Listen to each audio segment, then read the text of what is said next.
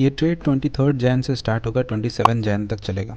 इस पूरे टाइम में इस पोजीशन को क्यों बिल्ड किया गया और क्या साइकोलॉजी को रखा गया, इस पर डिटेल में बात करते हैं। जो लोग क्विक प्रॉफिट वीडियो देखकर सीखना चाहते हैं वो लोग अभी इस वीडियो और चैनल दोनों को छोड़कर जा सकते हैं। मेरा नाम है निशांत किरण और आप आ चुके हैं मेरे चैनल पे, और अभी तक अगर आप इस चैनल पे हैं प्लीज़ वीडियो को लाइक और फिर चैनल को सब्सक्राइब ज़रूर करें। किसी भी चीज़ को सिंप्लीफाई करके समझने का सबसे आसान तरीका है कि उसके व्हाट, वाई और व्हेन को समझ लिया जाए। अगर आपने तीनों में से किसी एक चीज़ को भी छोड़ा है तो आपके लिए मुसीबत खड़ी हो सकती है, और ख़ास करके अगर आप ट्रेडर हैं। एज ए ट्रेडर मेरे लिए व्हाट कंपोनेंट अभी इस ट्रेड में क्लियर है, एंड वो निफ्टी है और ऑप्शन है। बाकी के दो कंपोनेंट को समझते हैं। मैंने जो ट्रेड लिया है वो 23 तारीख को करीबन 1:30 बजे के आसपास में लिया है। इस वर्टिकल लाइन के इधर मेरे पास कोई डेटा नहीं था। बेसिकली मार्केट इस रेंज में था। इस रेक्टेंगल को देखने के बाद एक चीज़ बहुत क्लियर हो गई थी कि मार्केट में हमेशा ऊपर की साइड से एक रेजिस्टेंस फेस करने के लिए मिल रहा था और नीचे के साइड में एक सपोर्ट, जो एक अच्छा सपोर्ट साबित हो रहा था बार बार। लेकिन इसके अलावा मैं एक चीज़ और देख रहा था कि मार्केट में पहले से एक डाउन ट्रेंडिंग मूव आ रहा था, और ये एक आवरली चार्ट है। इस आवरली चार्ट में मार्केट ने लगातार लोअर लोज बनाए थे और फिलहाल एक कंसोलिडेशन के फेज़ में मार्केट चल रहा था।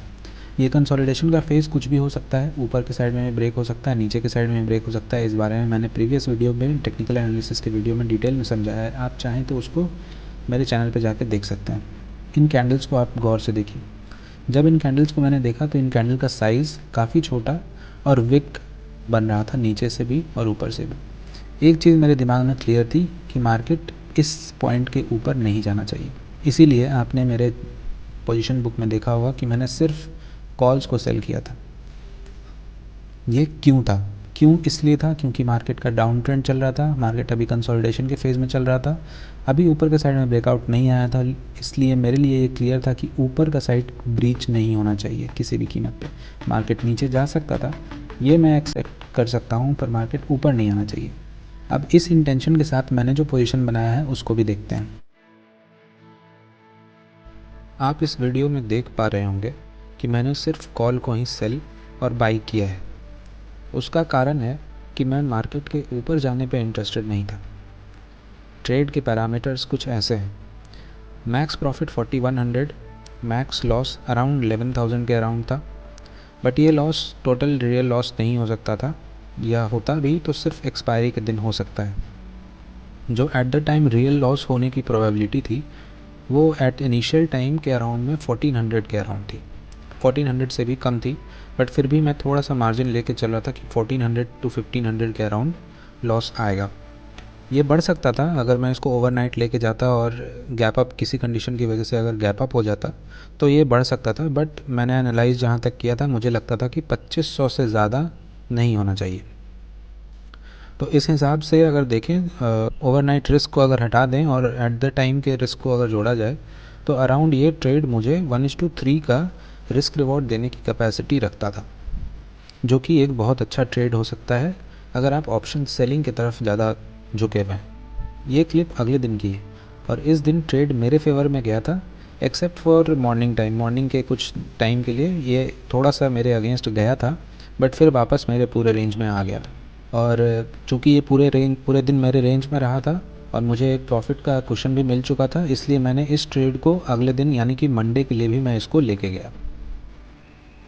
ये मंडे मॉर्निंग का क्लिप है। इस दिन मुझे अनएक्सपेक्टेडली बाहर जाना पड़ गया था, इसलिए मैंने पोजीशन को एग्ज़िट कर दिया और मुझे 1:2 का रिस्क रिवॉर्ड भी अचीव हो चुका था। मेरे मार्जिन का 4% मैंने सिर्फ 3 दिन में कंप्लीट कर लिया, and that was the best part.